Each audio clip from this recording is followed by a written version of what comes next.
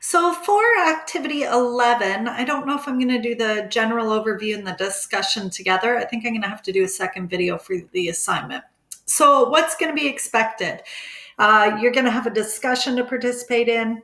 The normal marking scheme applies where you have to make a post and respond to a post. And then there's an assignment. So let's have a look. If we go to the content area for 11, let's see what we're looking at.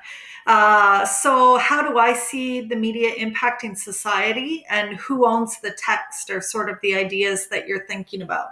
So the first activity here is a discussion. There's a little video here. Watch that. You're going to see an incident where girls' Little League softball team gets disqualified for flipping the bird. So basically, you're going to watch that video, and then your discussion is here. So you need to respond to any three of the following prompts. So what I would do is maybe bold your prompt and put your response below so that other people know exactly which ones you're responding to. So you're going to do that. The usual process sort of exists for that. You can join the discussion here. Marking scheme rubric are attached in the Dropbox. And I'm wondering, I made that a while ago, so I got to double check that it only does it for 3 of the prompts. Okay, so I guess I'm going to go on to the assignment. So the assignment for this one is you're looking at who owns the text. So you've spent a lot of time learning about how media and social media affect people in different ways. In the next task, you're going to consider who owns that media text, and then what happens when ownership is either shared or lost. So there's 6 different cases below here. You should be able to click on them. So there's watch a video, or you could read the article. There's another one here. Watch the video, and it's got like a little blurb. So basically there's 6 different ones. When you're finished, you click here to go to the assignment. And in the assignment, basically you're dragging and dropping where you think these stories belong. So is it under shared control? Is it under the person loses control? Or is it under the person maintains control? So let's go back up here just to double check.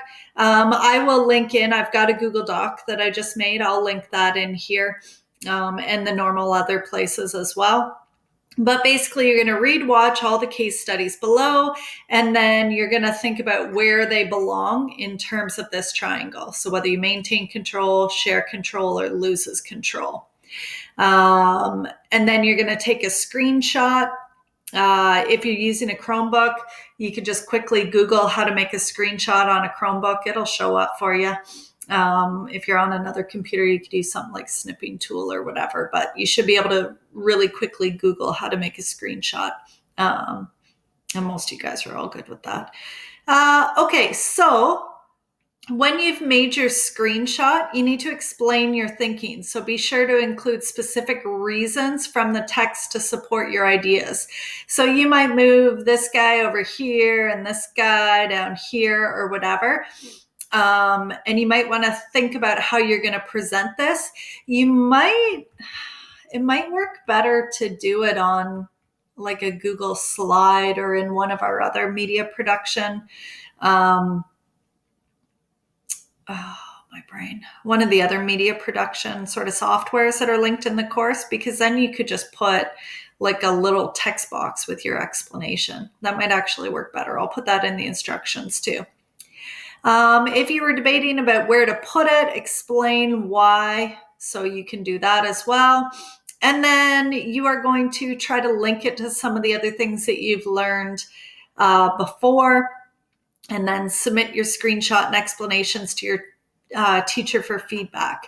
So if you do decide to do the screenshot and do like the text boxes around, you're probably going to be fairly concise in what you hand in, and that's fine too. You might even want to screenshot here, and then you could screenshot these and put the little blurb beside it.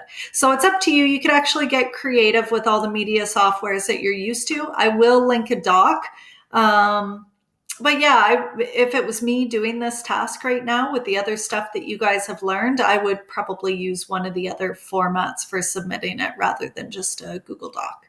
Okay, so your rubric, you can find it in the normal spot as well. And I will post this video as well as the link here.